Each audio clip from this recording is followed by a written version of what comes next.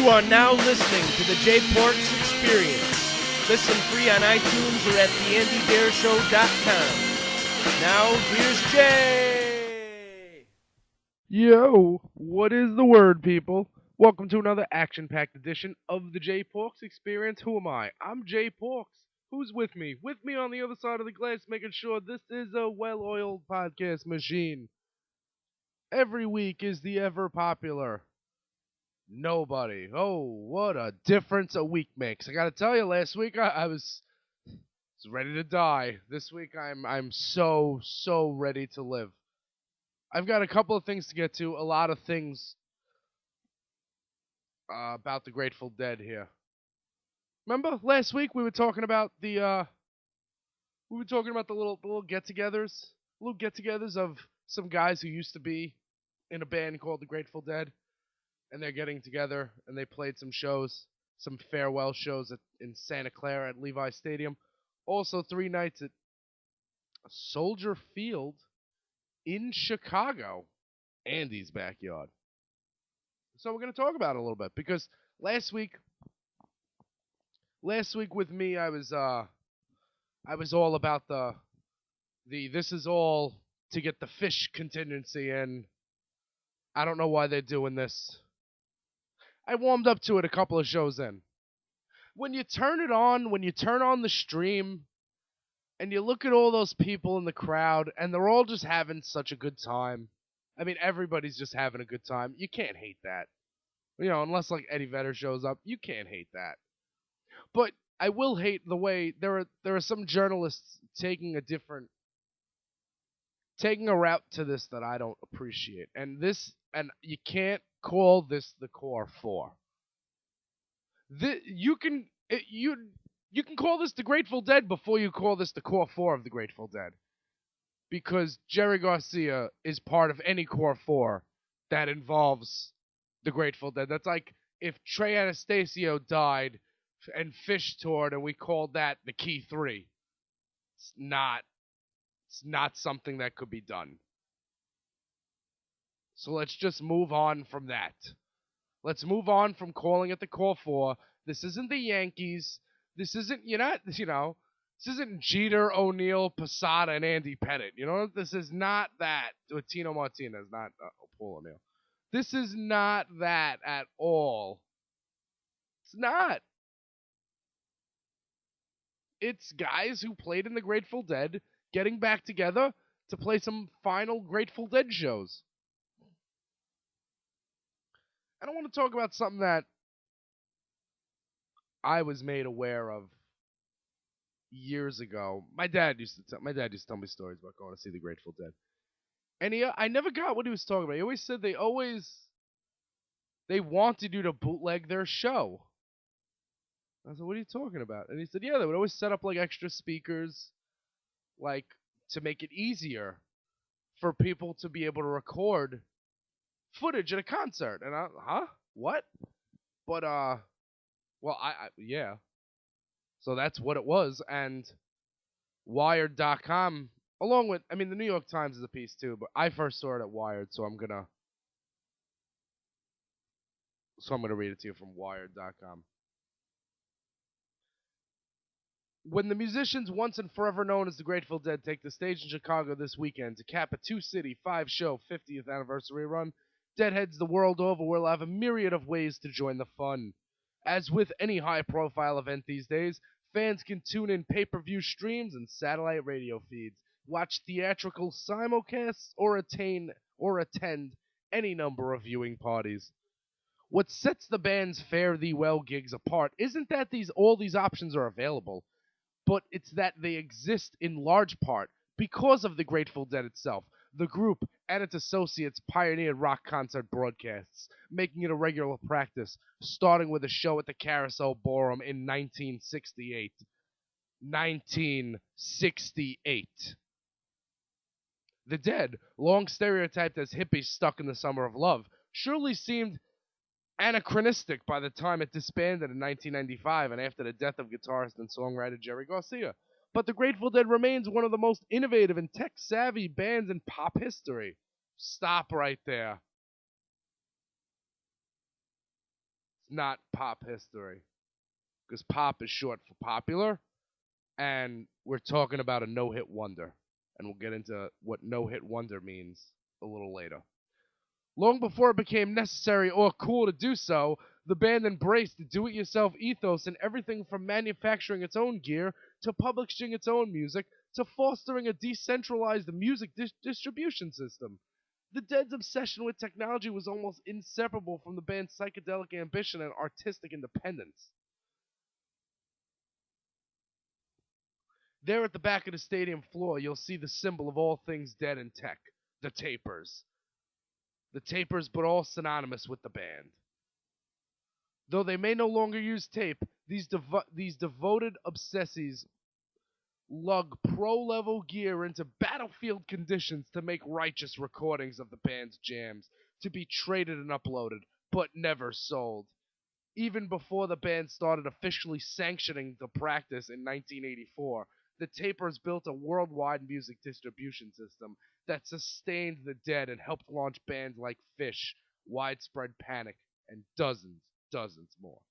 This network and modern service-oriented variations like New York City Taper presaged Napster by a generation, survived the radical remaking of the record industry, and laid the foundation for open online file trading. Within hours of this weekend's encores, fans will be able to pull high-resolution recordings from BitTorrent, which we did, which we'll play. A technology whose early adaptation was driven primarily by Deadheads at their younger cousins, the Fishheads. Man, their younger cousins? Come on. New York City Taper has even announced plans to upload at least the first half of Friday's Chicago show before it's even over. Go Dan Lynch, baby. That guy's the man. He will give you the opinion. Follow him on Twitter, NYC Taper. More genuinely progressive than most prog rock, the Grateful Dead and its legion of fans embraced a spirit of innovation that could be called entrepreneurial if the pursuit of profit didn't so often seem secondary. Wow, that's an awesome sentence. Can I just say that again? More genuinely progressive than most prog rock, the Grateful Dead and its legion of fans embraced a spirit of innovation that could be called entrepreneurial if the pursuit of profit didn't often seem secondary. Cool. Perhaps nowhere is this more evident than in the band's consistent experimentation with sound systems and musical equipment. The Dead and its extended family have essentially created the sound of modern rock and roll concerts, rejecting the small amplifiers and tiny PA systems of the 1960s. Think of the Beatles at Candlestick Park in favor of ground-shaking stereo quadraphonic sound. It all started with the band's first sound system, an Altec voice of the theater array adapted to concert halls and acid tests by the LSD chemist Onsley Stanley. The Dead's commitment to filling big spaces with big sound reached absolutely outlandish and expensive proportions in 1974 with the Wall of Sound. The massive PA used 92 tube amplifiers to push 26,400 watts through 604 speakers capable of projecting cosmic dark star jams, whispered Jerry Garcia's vocals, and thundering quad bass up a half mile from the stage without distortion. And if the band and its psychedelic contemporaries overshot an occasion, the Wall of Sound was simply too expensive and unwieldy. Other experiments blossomed. At the Avalon Ballroom run by the band's comrades, the Family Dog Collective, Bob Cohen designed what arguably was the first monitor system in live music, and to go with it, noise-canceling headphone tech he later sold to NASA. NASA! The Grateful Dead were using technology that NASA needed to use. Saying. And when the Dead finally did get its sound system in efficient working order in the late 70s, it was enlisting the help of master speaker builder John Mayer. I was going to call him master speaker, like what? Master of the house, speaker of the yard. Master speaker builder John Mayer, whose work remains in the standard and will amplify the band this week. The band's contributions to sound system technology were such that when Jerry Garcia died, the group officially disbanded. Pro Sound News declared, "The ultimate experiment lab closes." The histories of the Grateful Dead and contemporary tech are intertwined, growing together out of the Bay Area in the 1960s and 70s. The Dead were friends and contemporaries with innovators within the burgeoning computer industry. From Whole Earth Catalog founder Stuart Brand to members of the fertile Stanford Artificial Intelligence Lab, whom Dead bassist Phil Lesh consulted during the building of the Wall of Sound. Even now, the Dead's ideologies infuse cyber li- wait a minute. Cyber libertarian, wow, discussions via longtime lyricist John Perry Barlow, who co-founded the Electric Frontier Foundation, who was the first to call the internet cyberspace, and recently struck up a friendship and public dialogue with Edward Snowden. Okay? It was the Deadheads at the Stanford lab who created the first links to the digital Deadhead network in the early 1970s, soon connecting via ARPANET at their fellow Dead freaks at the MIT Media Lab in Boston, trading set lists and tapes, and in one case, selling pot. Ah, yes. I need fucking audience laughter here because this shit is just too funny. It was the first link to a chain that stretches unbroken through the BBS and Usenet eras to modern times. I don't even know what Usenet and BBS are, so that's way before me. Decades before the site formerly known as Rap Genius, Deadhead librarian David Dodd finished his scholarly annotations of Dead lyrics. Rap Genius. They invented Rap Genius?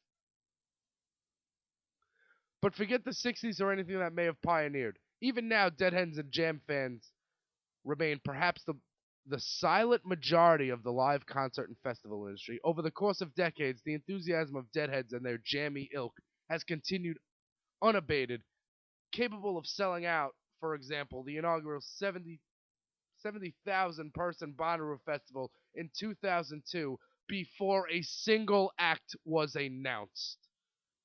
Surely, anyone thinking of building any new application to have to do with live music should think of stress testing it with the Deadheads and their descendants first. If they can't handle the jams, still one of the most frothing, cash-ready, and vocally annoyed fan bases around, it's probably not ready for the mainstream marketplace. And we're gonna cut right there. Interesting stuff going on here. So let's talk about it. Nowadays, you go to a concert, you pull out your camera, and the guitar player takes your camera, smashes it, and he says, "Hooray for America." And then people say, "Well, I can't deal with technology these days because everybody's got a cell phone." Well, in 1968, the Grateful Dead were encouraging you to take the concert home and give it to your friend and trade it. They were encouraging that. One of the greatest bands in the history of American rock and roll. Now, so what if they're a no-hit wonder? Now, I say that and you think that that's disrespectful. I say that with the utmost respect. They are a zero-hit wonder. They're a band that every person likes a different song. Not everybody nobody has the Grateful Dead greatest hits. Nobody has that. It doesn't exist. Their studio albums, they're not a band for studio albums. So I'm not going to say whether their studio albums bad or good. I'm going to tell you that that's not what they're about. The Grateful Dead are about blowing your mind in the arena. That's what they were about. So I'm going to feel a little better next time I'm lugging my camera to a concert because I know that the Grateful Dead wanted me to do it that way. That's what Jerry would have wanted. He would have wanted us to share the concert. Let's go back to the key. Share, upload, without profit. Where is it? lug pro-level gear into battlefield conditions to make righteous recordings of the band's jams to be traded and uploaded but never sold. Is that not me? Hi, Jay Porks here, reporting for duty, sir. Now, I don't usually go to a battlefield, but I was talking to somebody earlier today about that time I went to Orion Music and More Festival when it was in Atlantic City in 2012, a festival hosted and headlined 2 nights by Metallica. Now, I wasn't lugging, but I mean, I was in a field with all my gear and my notepad, and it was hot. I did all that for you. And then I came home. And some girl wrote that she read the worst review in the history of the world on concertconfessions.com. And I think about her every single day. Fuck you. Why don't you write it next time? So the Grateful Dead. The band that was known as the Grateful Dead until most of their members died, key members like Jerry Garcia. There's a couple of there's more angles to this. Yes, the Grateful Dead and me both like to share concert video / audio, but that's not where I'm going with this. The Grateful Dead are a no-hit wonder. Yeah, that's cool. But that's not really what it is. There's also the Let Trey Sing hashtag. Did you guys hear this? So the first 2 nights at Soldier Field, I think Trey Anastasio from Phish maybe sang on 2 songs. So a hashtag started in the Phish community because that's what Phish does. They criticize things. That's what the Phish fans do. They hate you and they hate everything you're doing. But so Let Trey Sing was a hashtag that was floating around all week. So, and I'll share the picture on the notes, and I had to double check to see if this was true, if this was real, or if there was CGI involved. No, it's real. Bob Weir was wearing a shirt that said Let Trey Sing. The guy who's singing is wearing a shirt that says Let Trey Sing. How great is that? So at least they get it. He gets the joke. Well, it's not a joke. The Phish fans really want Trey to sing. And you know what? There was some instances where I may have heard a song and I may have said, how would Trey do on this? Maybe. And for all the people, let's get one thing straight here. Let Trey sing. That's all good. Listen, Trey Anastasio got to play lead guitar in the Grateful Dead for 5 nights. I think he's fine. I think he's happy. I don't think he wants to sing. B, Tab, or the Trey Anastasio band, is playing a Halloween show. If you want to hear Trey Anastasio sing Grateful Dead songs, go see Tab on Halloween. I bet that's what they're going to do. Trust me. Trust me is another popular phrase with me. I notice I start sentences with not for nothing a lot, and I also say trust me. Trust me. Like, that's coming from a waiter who knows dick about life. Trust me. Trust me. Why would you ever trust me? Also, last week you heard me say, are the Grateful Dead going to play Me and My Uncle? Because if they don't play Me and My Uncle, this doesn't count. Didn't technically mean it doesn't count, but on July 4th, yes, they did. They played Me and My Uncle. You know what I'm going to do? Since the Grateful Dead were tech pioneers, and since there are tapers who have this already on the internet, I'm going to play you Me and My Uncle live from Soldier Field right now on the Jay Porks Experience. This is the band currently touring under the moniker of the Grateful Dead, Me and My Uncle. And I need you to listen. This is a great song, and if you don't know this song, just pay attention to the lyrics. Just pay attention to, just don't miss a lyric to the very end. And you'll know why. Me and My Uncle.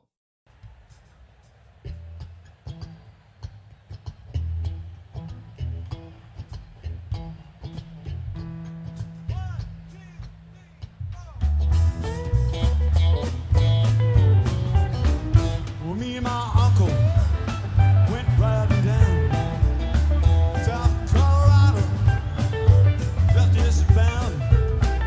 We stopped over Santa Fe.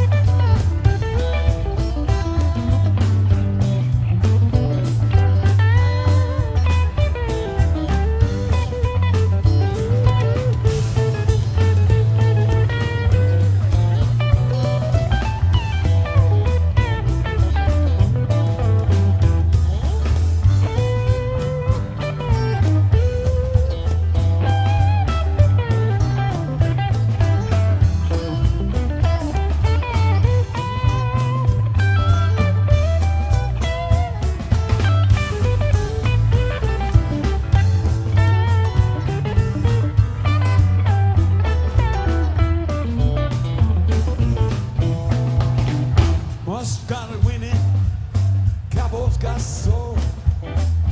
One of them called in, then two more. Accused him of cheating. Well, now it just couldn't be.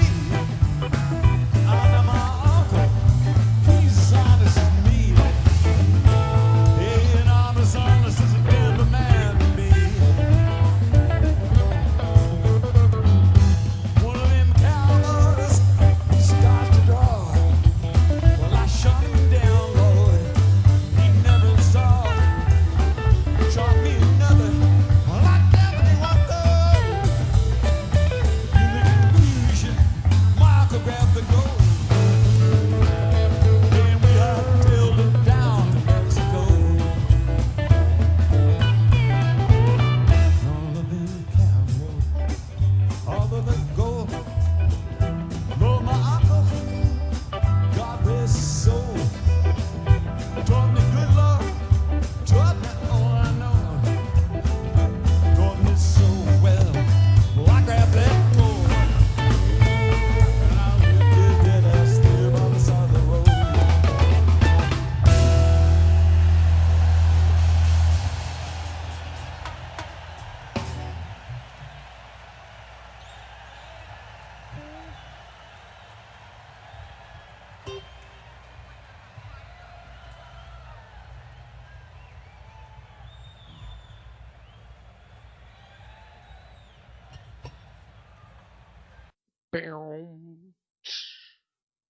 See what I'm saying?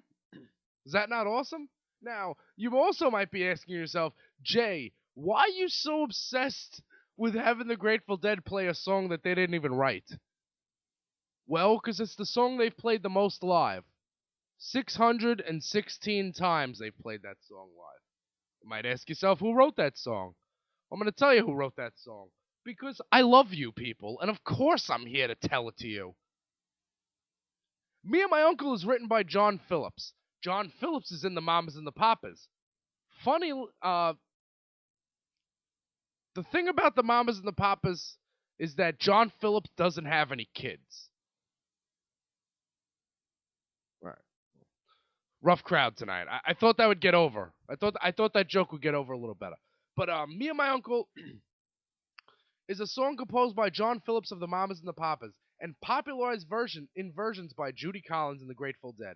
It relates the journey of a narrator from his uncle from southern Colorado towards western Texas. John Phillips originally wrote Me and My Uncle at a drinking session in a hotel room with Judy Collins, Stephen Stills, and Neil Young, among others, in 1963. And here is, according to Grateful Dead Lyric and Song Finder, here's how that happened. John often used to tell the story behind Me and My Uncle. Years ago, he began receiving publishing royalties from a song on a Judy Collins record, with which he was unfamiliar. It was titled Me and My Uncle. He called Judy to let her know about the mistake because he hadn't written any such song. She laughed and told him about that a year before in Arizona after one of her concerts. They had a tequila night backstage in the hotel with Stephen Stills, Neil Young, and a few others. They were running a blank cassette, and John proceeded to write Me and My Uncle on the spot. The next day, John woke up to the tequila sunrise with no recollection of the songwriting incident. Judy kept the cassette from that evening and then, without informing John, recorded the song for her own record. Over the years, the song was recorded by several people and eventually became a standard of the Grateful Dead. John used to joke that little by little, with each royalty check, the memory of writing the song would come back to him. So there's that. It's first recorded by Judy Collins in 1964 on the Judy Collins concert, and it was later heard by the Grateful Dead, who adapted it as one of their own standard performances. Bob Weir is reported to have learned it from Curly Jim Cook, a member of the Bay Area A.B. Skeehee Blues Band. According to Deadbase, the Grateful Dead first played the song in late 1966. The earliest commercially released performance of it in its form of the Electric Theater in Chicago on April 26, 1969, is available on Dick's Picks Volumes 26. The song continued to be performed regularly with 616 performances. It's also been covered by Joni Mitchell, John Denver, Widespread Panic, Whiskey Crick, Max Creek, and by John Phillips himself. Isn't it weird? How weird is it that John Phillips is covering his own song? Just saying. So how rad is that? How, man, isn't that a great song? I would have given you the Joni Mitchell version too, but I don't want to. Joni Mitchell might actually sue me. Joni Mitchell might actually sue me. I can't believe Bob Weir is wearing a Let Trey Sing shirt. Is that not great? How fucking great is that? Man. Alright. Get to a couple emails and stuff. We come back after this. Hey everybody, this is Andy from the Andy Dare Show. Just thanking you for checking out the Jay Porks Experience. If you want to learn more about Jay, follow him on Twitter at JayPorks. Follow him on Instagram at JayPorks. JayPorks.com for the podcast, articles, pictures, you name it. There's a running theme here. It's Jay Porks. So for 2015, if you want to support the Dare Podcast Network, all you got to do is go to theandydareshow.com and click on the Amazon banner, and you will be tipping your cap to the Jay Porks Experience and all the fine broadcasting here at Dare Network. Thanks for listening, and back to the Jay Porks Experience. And we are back. I've got some headlines to get to here. Well, the headlines every week are powered by Annie Quiet. I just want to say that before I go into this piece on Gawker. And you know I was going to read it as soon as it came up. And it's titled, Man, Dave Grohl, We Get It. Foo Fighters frontman, guitar guy, and defender of ye mighty chalice of the shred Dave Rock'n'Roll, Dave Rock'n'Grohl, took a tumble last month in Sweden that caused him to break his leg and get some surgery. We've all been there, some of us while working restaurant jobs or not having millions of dollars to ease the unfortunate toll we must bear at the hands of the pricey American medical system. But when a 20th anniversary Foo Fighters concert is scheduled, a 20th anniversary Foo Fighters concert must go on, whether Dave Grohl is in grave danger or not. After Grohl's leg-breaking incident in June, the Foo Fighters were forced to cancel the remainder of the European leg of their tour. There's a little winky face emoji there. That's good. Much to the dismay of the dozens of European Foo Fighters fans out there. I'm sorry, this is too funny. Wait a second. Oh boy. Okay. Collecting myself.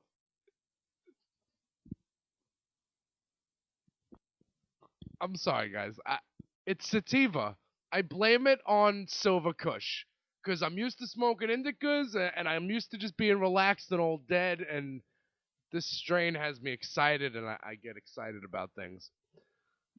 Much to the dismay of all of the dozens of European Foo Fighters fans out there, whoever they may be, but Grohl simply could not let down his fans anticipating the Foo Fighters' 20th anniversary blowout in D.C., scheduled for the 4th of July. But just like the Sonic... Man, this is so good! The writer who wrote this, I gotta follow him on Twitter. Her. Danya Evans, I love you. Marry me. Jesus. But just like the Sonic Highway we drove down that some call life, we must ride the 295 south to the 20th anniversary Foo Fighters concert at RFK Stadium to hear Dave Grohl tell a little story about he came to sit on a throne made from the bones of the Foo Fighters' most beloved fans, a throne that he dreamed up when he was high on so many drugs that he takes because he is a cool rock guy, you understand. Quote, funny thing happened to me a couple of weeks ago, he begins. Now, there's a video there, and it says, if you have the patience, you can watch all 10 minutes of Grohl's wistful storytelling about his leg breaking. How many of you motherfuckers saw that on YouTube, he asked. All of us, we were thinking. If not, now you can.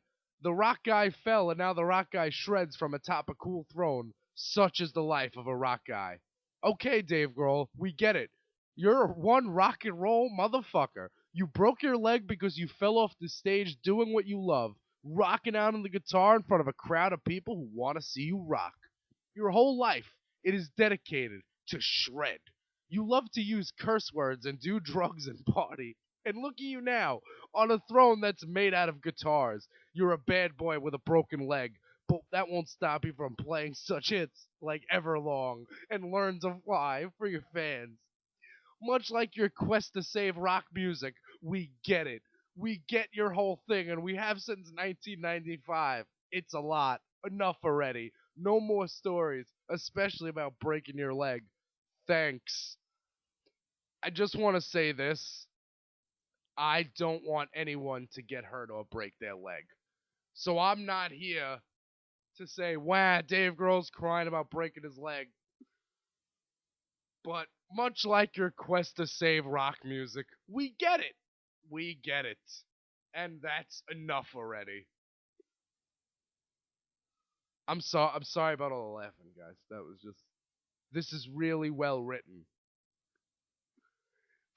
I should have known when the winky face emoticon appeared after they had to cancel the remaining of the European leg of the tour because Dave broke his leg. I should have known that this was where this was going. Dozens of European Foo Fighters fans. That had me rolling. And then she keeps going, just like these sonic highways we drive down that some call life. Man, Dave Grohl, if you need him, he broke his leg. Listen, it is rock and roll that he had them tape him up on stage. It's cool. Go you, yeah, Grohl. Sits on the throne and says, so something happened to me last week. Oh man, I'm going to the bathroom. I'll take a pee break now. Let me know when you get back to all 2 songs that are good that you wrote. Dave Grohl? Man, Dave Grohl, we get it. Gawker.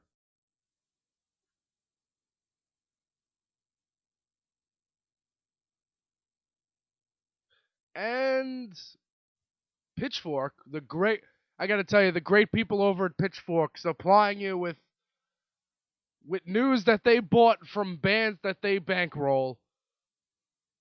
Jack White and Alison Moshart's The Dead Weather announced new album Dodge and Burn. And of course, the band will not tour in support of the album. So, Jack White and the Kills, Alison Moshart's band, The Dead Weather, have announced Dodge and Burn, their first new album since 2010's Sea of Cowards. It'll be out this September through Third Man Records.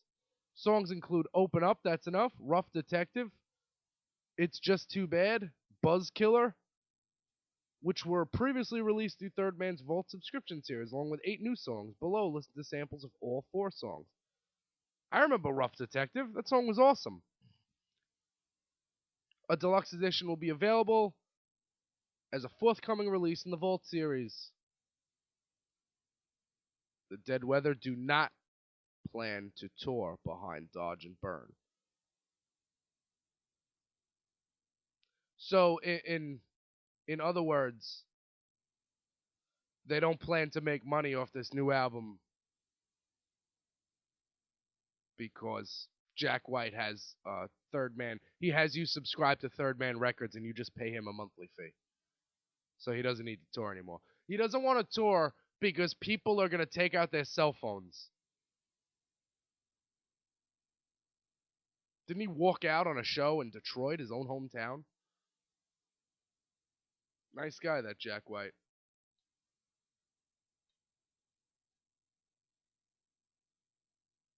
Oh boy.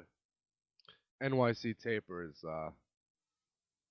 as mentioned before in the post about the Grateful Dead and their archiving, he also tweets and he also will say shit to you if you steal his links. So don't steal his links.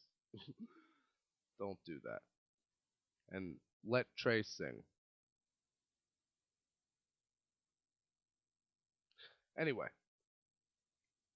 Got a few more. Could stream Veruca Salt. Stream Veruca Salt's Ghost Notes LP. I'll leave the link for you. I can't stream the whole album on the. I could if I. Well, I could. Nobody's listening anyway, but I'm not going to because I'm just not. I won't. I won't do it. I won't do it to you. We get it, Dave Grohl. We get it. Also, we have refused new album Freedom. It's reviewed up on Antiquiet, and you could check it out. You could read their review, their first album after 17 years. You could also get Sorority Noise craft a beautifully unintentional concept record with Joy Departed. And Dirty Ghosts are back with Cataract. Could also get that. So, Apple Music, Beats Radio, Beats One. I'm not doing any of that. I know that here's what they did. Apple thinks that they're going to take everybody who's ever been a DJ because terrestrial radio is dead, and they're going to move them over to Apple Music. They're going to give them their own hour there, and they think that that's going to be people, the new way people listen to radio. That's going to be the new thing. No, people are doing podcasts. That's what everybody's doing. I don't want to go on my phone and turn on Apple Radio or whatever the fuck it is. I don't want to do that. I don't have enough space on my phone to do that. But I mean, like Dr. Dre is going to stream his new record or whatever on Beats One. I don't care about it that much. That and Tidal and Die. Not saying there aren't some cool shows on there. Low key, the guy who runs You Heard That website, I think he's got a show on there. Well deserved. Doesn't mean I'm gonna listen.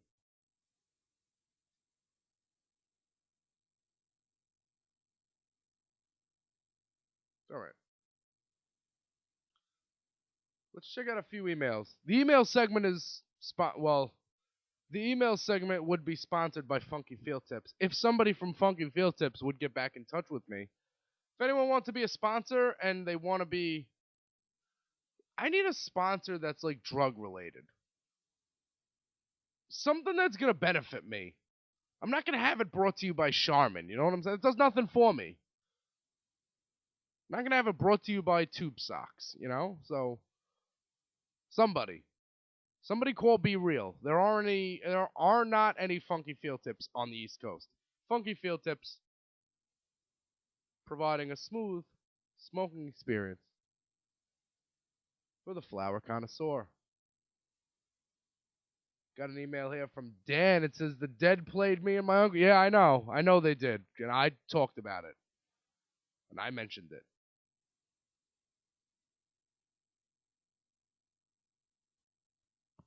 I really am glad that they did play me and my uncle.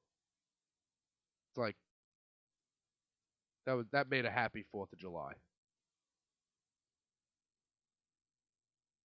Also, I've got an email here, and I'm not sure where I want to go to. It's from somebody, Mark. Guy named Mark. A couple weeks ago, somebody emailed me something WWF related. So I told him, I said, listen, give me a couple weeks. You send me a few more emails. If I see that email piling up, maybe I'll take a few folks. Maybe I'll take a few moments to discuss, what.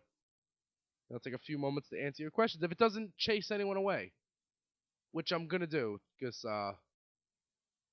I'm still enjoying 3 months of the WWE Network. It says here, you mentioned watching wrestling in the 90s. Who was your favorite superstar from your childhood? That's what the email says from Mark. I'm not going to go...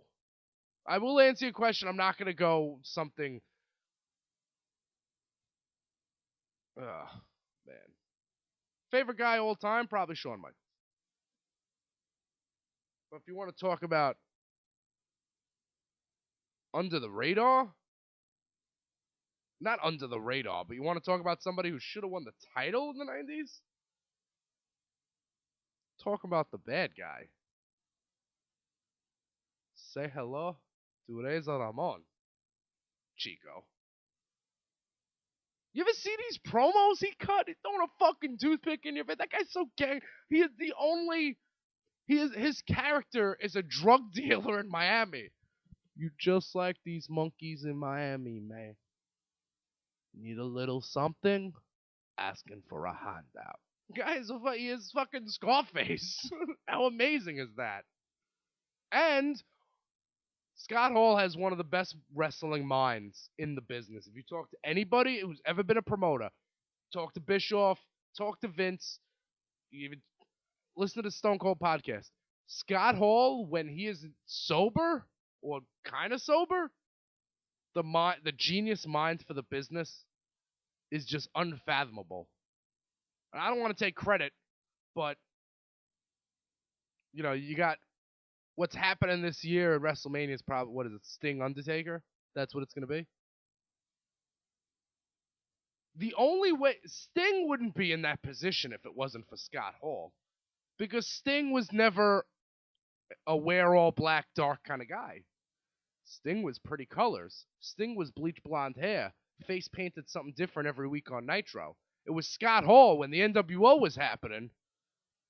Turns to Sting backstage. He says, "Hey man, you gotta put on a trench coat, man." It's like, what? And he's like, "Yeah, paint your face white, and put on a trench coat. Don't say anything." He's like, "No, but I want to say don't say nothing." And look, and now you got Sting. Look at early Sting is not that scary,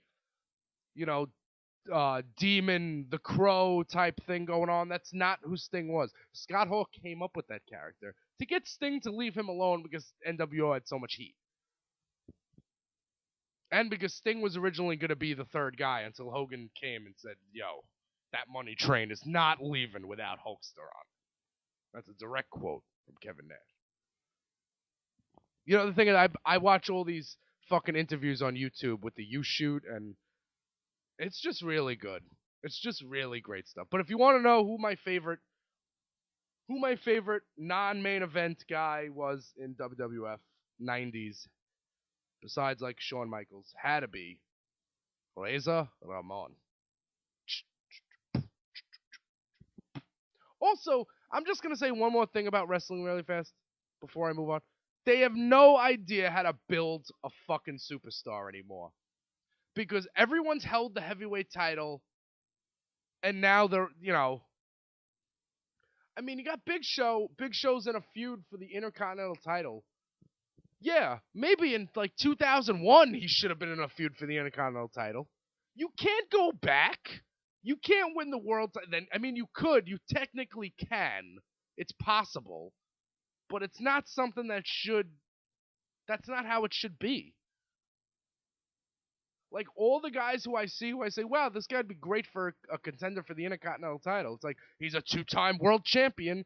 Why? I'll tell you why. Because Money in the Bank ruins character development. That's why. You can't build anything when, at any point in time, somebody could just come by with a suitcase and cash in and take your belt. That's why. I'm not saying Money in the Bank isn't a cool thing. I'm saying that every year it shouldn't happen. You can't just this isn't the hardcore title where it's on fucking, where you can defend it 24/7. You just show up with a referee. Remember the hardcore title in like 99, 2000? Guys would just show up with a referee at the airport and take your fucking title. They don't care. Like, is that what the WWE title is? Is that what it is now? Anyone walking around with a briefcase? Don't get the Sheamus appeal. I don't understand it.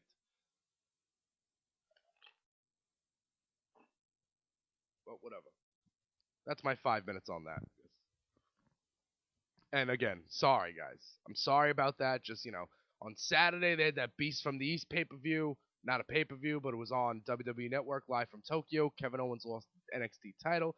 Kevin Owens is my man, by the way. I'm hitching my wagon to this guy. Kill Steen, kill. What else do we got going on here? Well, at ConcertConfessions.com, where the Rockstar Mayhem Festival happened. And our buddy Mizio was there, whose name I'm pronouncing wrong. I'm sorry. It's not my fault. It's not my fault that I'm not a well-rounded individual. But he was there. He's got some awesome photos. Got some words there. It's all rocking. And you can check that out at ConcertConfessions.com. Also, coming to ConcertConfessions.com on July 30th, Smashing Pumpkins, Marilyn Manson at PNC Bank Art Center. That's right, folks. Yes. I did it. I bought tickets. See, here's what happened. My phone bill was due on July 6th. So what I did was I went to the bank. I went to the bank and I put some money in the bank. Then I opened up the Chase app. I paid my credit card bill. And then once I paid my credit card bill, I went right to the Ticketmaster app on my phone and bought tickets to see Marilyn Manson and Smashing Pumpkins at PNC Bank Art Center. July 29th. The greatest summertime venue happening within a couple of miles of my house. That's the PNC Bank Art Center. I think the last time I was there, they had free Doritos Locos Tacos outside. I gotta be honest, I'm kind of hoping that that's the case this time. I got seats, so we can hang out on the lawn. Me and Pam are in there. And this also sets up, if I buy no other concert tickets, then in October, Chris Cornell at the Beacon Theater will be the 100th show that I've gone to and taken a picture at and written about. I'm waiting for my watch. Supposed to get a watch. No one answers my emails about the watch. It's funny how that works out. Hey, coming up on show 100. What about that watch? That was my crickets. Those were terrible crickets. I will be the first to admit how bad those crickets were. I'm sorry. All right. I've been off 3 days, and I kind of want to get back. I've never thought I'd say that I kind of want to get back to work, but I am fucking poor, and I need to get back to work. So, before I get up on out of here, I'm going to give you the list of websites you need to go to help keep me in business. First of all, there is ConcertConfessions.com, the aforementioned. That's where you'll get all your live music news and reviews. For the fans, by the fans. Like I said, we got Rockstar Mayhem Festival. We got Me Puppet Soul Asylum at the Bowery Ballroom. Rolling Stones at the Orlando Citrus Bowl. Rob Zombie 2 nights in the Midwest. And Tame Impala at the Pageant in St. Louis. Also go to ChristinaRocks.com. Hang the DJ. 89xradio.com every Sunday morning for the Time Warp.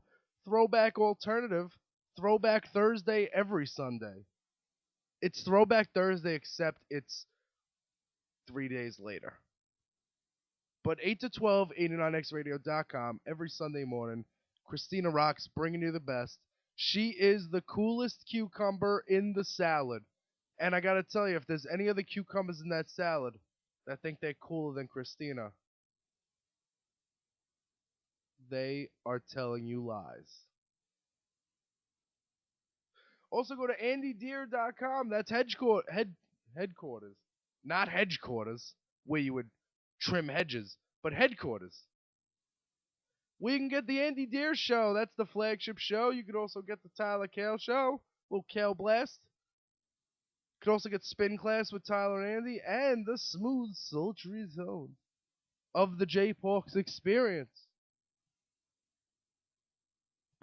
And of course, every week, the headlines, they be powered by Annie Quiet. Until next week, folks. Whiskey, Weed, and Warren Zevon. Late. This has been the J Porks Experience. Thank you so much for listening.